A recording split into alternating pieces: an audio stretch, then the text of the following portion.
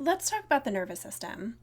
So your nervous system has two major parts to it. You have the sympathetic, which houses our stress, and you have the parasympathetic, which is our peace. So parasympathetic peace, sympathetic stress. So if you are someone who suffers from anxiety and PTSD, you are very likely somewhat familiar with your sympathetic nervous system, because this is where we have our fight, flight, fawn, freeze reaction. So the sympathetic is run by the limbic system, and that is our survival mechanism. That is our default mode that we go into whenever we are in any kind of physical, emotional, or mental danger. That is where we're going to need to run for our life, or we're going to have to play dead. So it's a really important part of our most ancient makeup of our bodies and minds. So the parasympathetic is our peace. That's our sense of self-compassion, compassion for others. It is also where our feel-good chemicals are housed. That's our dopamine, our oxytocin, serotonin, melatonin, all those things that help us rest, digest, sleep, feel loved, feel at ease. But many people are not tapping into that because it's not the default. It's not part of the default network. So you actually have to be able to have something in place to help you to cultivate the activity of that part of the nervous system. So you can do that through breathing. You can do that through pleasurable activities. You can do it through meditation. There are lots of different ways that you can tap into that part of the nervous system. But the thing is, in order for it to become familiar, to respond with ease, and for you to be able to lean on it and rely on it to be active, you actually have to train it. Because most people are used to the reactiveness of the limbic system. They're used to the reactiveness of the sympathetic part of the nervous system because it's so quick to respond. One little thing goes wrong and boom, there it is. It jumps right in there and takes control. But the problem with that is that many times when we're being reactive like that, we're not necessarily in mortal danger. It could be maybe somebody put something in the wrong place and you got mad. Is that mortal danger? Probably not. Let's be honest. So by working from the parasympathetic allows you to be able to take a step back, to observe, to recognize, that upset me, but let me really take a look at what was going on there. What is it about that situation that really upsets me? What is it about what happened that made me feel triggered? So it gives you the power of observation, the power of awareness, the power of, somebody said that to me and that didn't really feel that great in my stomach. I felt those words, and that really bothered me. But from this place that I'm at, this place of awareness, I can take a look at why that bothered me. But from the sympathetic, it's if somebody says the wrong thing to you, you're either going to jump at them and jump into that fight mode, or you're going to totally shut down, run the other way, go close yourself in a bedroom somewhere. So it's important to have a good understanding of what's operating and when it's operating. Okay, and this is part of what meditation is able to tap into and help you to learn. So without understanding my nervous system, I didn't understand that I had any kind of choice available to me being someone who lives with PTSD. Right? Nobody ever tells you you have a choice. You certainly don't have a choice in whether you develop PTSD or not. But within that, you do have a choice in how you learn to deal with it and the tools that you put in place to help you to learn about it and about how it operates in your life. That's where the choices lie. So yes, with PTSD, there is a lot of reactivity. I have lived that reactivity both through myself and through others and people that I've worked with. And the many veterans I've spent time with and law enforcement, so many of them, I mean, we can all describe it in much the same way, how that reactivity is and how the anger can be so explosive. It comes out of nowhere and it goes from 0 to 60. But then there's also the opposite where it's like, you get the flight where it's complete shutdown. Nothing's getting through that. It doesn't matter how many times someone comes to you and tries to talk to you, they're not getting through.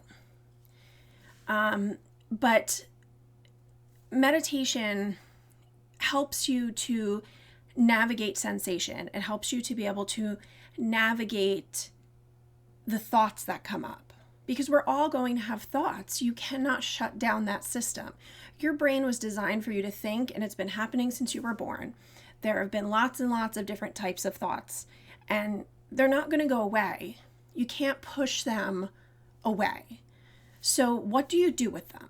Because with PTSD, I can tell you, I feel like 99% of them aren't good, right? And that can be, there's a great spectrum of what not good is with PTSD thoughts, right?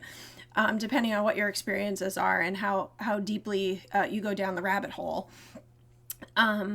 But with meditation, you're able to safely allow yourself to have thoughts and then choose a new one.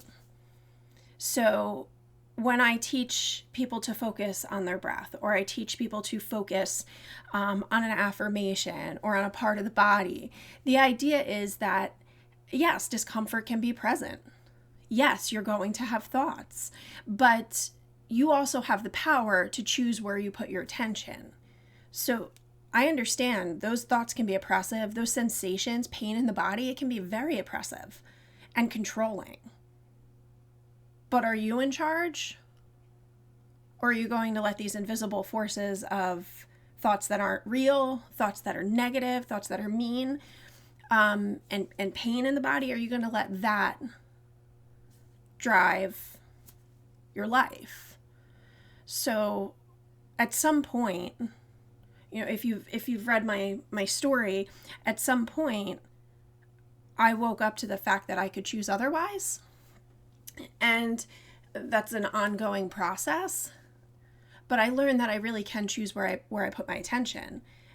And in teaching others, I've learned that others can do it too. So it takes practice. This is not an overnight cure. We know there's no cure for PTSD.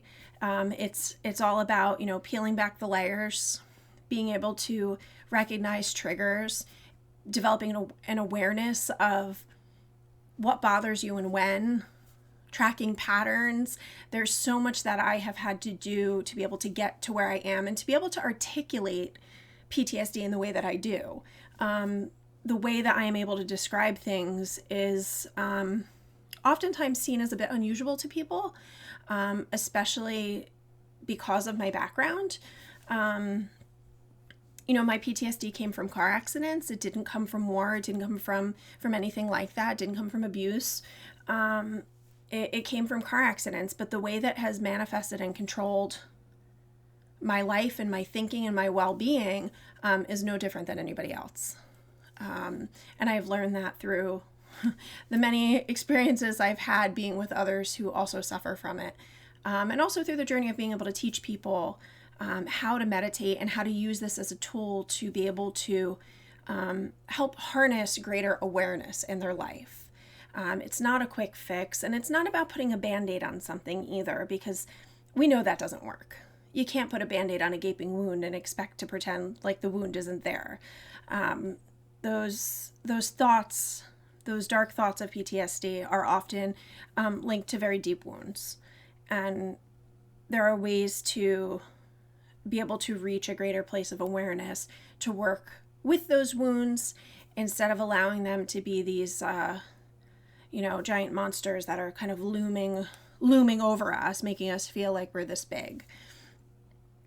So take some time to develop some awareness. Pay attention to when you're reactive. Pay attention to the things that seem to poke at you and trigger you. And I've said this before in other videos, because it's worth stating over and over again. Pay attention, develop awareness, because it could be the key that unlocks a better day for you. Maybe a better future. I know for me, awareness definitely opened up a better future. And it gave me the ability to be able to articulate how I was feeling, when I was feeling a certain way, and what I was going to do about the fact that I felt that way. I had to make some choices along the way. And if I didn't make those choices, I would probably still be in the place that I was 15 years ago. Really, really pretty miserable. So I just don't want that to be my experience anymore. And I was able to develop some tools to be able to help me to create a different experience. And it doesn't mean that every day is good. It doesn't mean that I always feel like I have that power to choose, but because I have been able to develop a good relationship with my parasympathetic nervous system, and I do have tools in place, I can tap into it even if I'm struggling. Because when it comes to where my PTSD was before, so I like to show this with my hands because the gap was like this. You can see my hands are very far apart, right? So from there to there was like such a huge feat. Now I have found some level of equilibrium, right, through using meditation and other tools. And so when I slip, I'm not slipping like this. I'm slipping like this. So in order to get myself back to equilibrium, I don't have as far to travel. If that makes sense to you, right? So a slip like this is much different than a slip like this. So the gap is much, much smaller, and it's not as hard to find my balance. And that's a really important part of all of this too, because PTSD works on major extremes. I have lived those extremes. And then if you're somebody who also has anxiety, and then, for me, I also have this all coupled with 2 traumatic brain injuries, which, PTSD and traumatic brain injury are interesting because they have some overlapping aspects, but they also have some differing aspects. And sometimes it's hard to tell what is happening there for me, and what is the brain injury and what is the PTSD.